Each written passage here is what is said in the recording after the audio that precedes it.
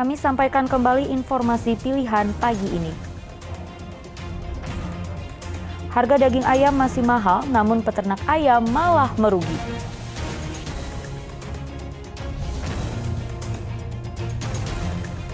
Enam remaja ditetapkan sebagai tersangka terlibat tawuran maut di Kota Bogor yang menewaskan 1 orang.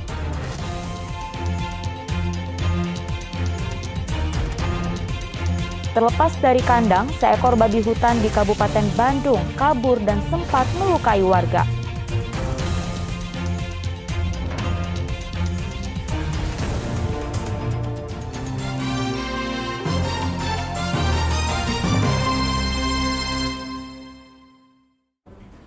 Kasus pengeroyokan terhadap santri di Pondok Pesantren Ranca Bango Garut berakhir dengan saling lapor polisi.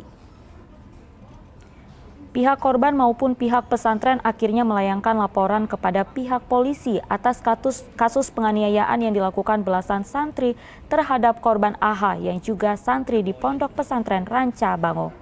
Pihak korban membuat laporan kasus penganiayaan, sementara pihak pesantren membuat laporan tindakan pencurian yang dilakukan oleh korban di lingkungan pesantren. Menanggapi laporan tersebut, saat ini polisi telah memeriksa sejumlah saksi yang merupakan santri.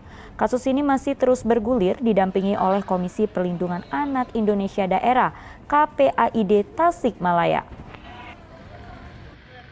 Terkait dengan laporan balik, memang dengan sangat terpaksa kami harus melakukan itu karena ini dirasa sebagai supaya dari pihak kepolisian ada informasi bandingan terkait dengan yang terjadi di pondok pesantren kami.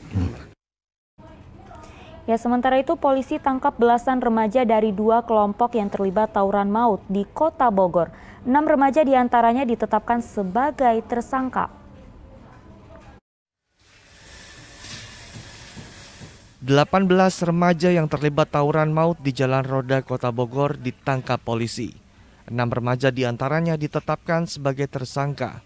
Pelaku pengeroyokan dengan pelaku utama remaja berinisial G. Sementara 12 remaja lainnya masih berstatus sebagai saksi.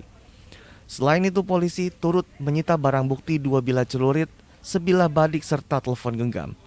Dari hasil pemeriksaan, motif tawuran dilatar belakangi dendam antar kelompok.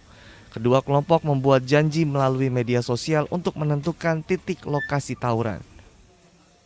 Masing-masing kelompok memang sudah ada dendam lama, ya, karena salah satu anggota dari kelompok tertentu ini pernah dipukul oleh kelompok yang lain. Mereka mengadakan janjian untuk ketemu atau melakukan tawuran ini melalui IG, ya, IG dari kelompok atau tim ribon. Jadi memang janjian untuk ketemu, lokasi sudah ditentukan di Jalan Roda. Atas perbuatannya para tersangka dijerat dengan Undang-Undang Perlindungan dengan hukuman 15 tahun penjara. Sebelumnya pada Sabtu dini hari, 2 kelompok terlibat tawuran di Jalan Roda Kota Bogor. Tawuran menewaskan seorang remaja bernama Fajar Ramadan akibat terkena sabetan benda tajam di bagian dada. Iwan Kurniawan melaporkan dari Kota Bogor. Ribuan botol miras dari berbagai merek dan jenis disita Satpol PP dari sebuah rumah kontrakan di Tasikmalaya. Satu persatu kardus berisi minuman keras diangkut ke dalam truk oleh Satpol PP dari rumah kontrakan di Kelurahan Argasari, Kecamatan Cihideng, Kota Tasikmalaya. Dari hasil razia yang dilakukan di 2 titik lokasi, Satpol PP menyita 1086 botol miras dari berbagai merek dan jenis. Terungkapnya lokasi tempat penyimpanan atau gudang miras berkat informasi dari warga. Selain menyita ribuan botol miras, Satpol PP juga menangkap 2 orang penjual miras.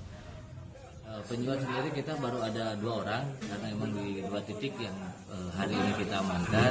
Kita lakukan pemeriksaan dan rencananya besok mungkin hari Senin kita akan langsung mengajukan izin penyitaan khusus dalam rangka pemusnahan barang bukti.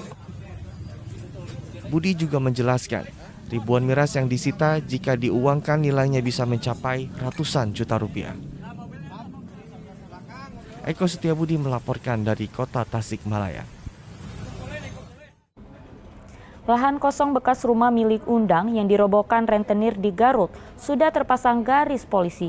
Undang menyerahkan kasus ini sepenuhnya kepada pihak polisi. Usai Undang dan istri, beberapa saksi serta rentenir berinisial A diperiksa polisi, garis polisi dipasang di lahan kosong bekas rumah panggung semi permanen milik Undang yang terletak di Desa Cipicung, Kecamatan Banyuresmi, Kabupaten Garut. Saat diwawancara, Undang tidak mengetahui kenapa rumahnya dirobohkan oleh rentenir. Padahal sebelumnya tidak ada perjanjian antara kedua belah pihak merobohkan rumah jika Undang dan istrinya telat membayar bunga utang. Kini Undang pasrah, menyerahkan kasus ini sepenuhnya kepada pihak polisi. Rumah tangga Gak ada komunikasi tuh sama rentenir itu gitu ya? iya, kata dia, wah kabur. Di sini ada surat di bumi. Oh, iya. Ada surat kakak, surat itu. Ya saya serahin aja sama yang hukum gitu. Serahin ya. Serahin pada hukum gitu. Sebelumnya seorang rentenir berinisial A menyuruh beberapa orang membongkar rumah semi permanen milik Undang lantaran ia telat membayar bunga utang sejak Januari 2022 yang jumlahnya membengkak mencapai 15 juta rupiah. Padahal nilai utang pokok Undang hanya 1,3 juta rupiah. Eko Setiabudi melaporkan dari Kabupaten Garut.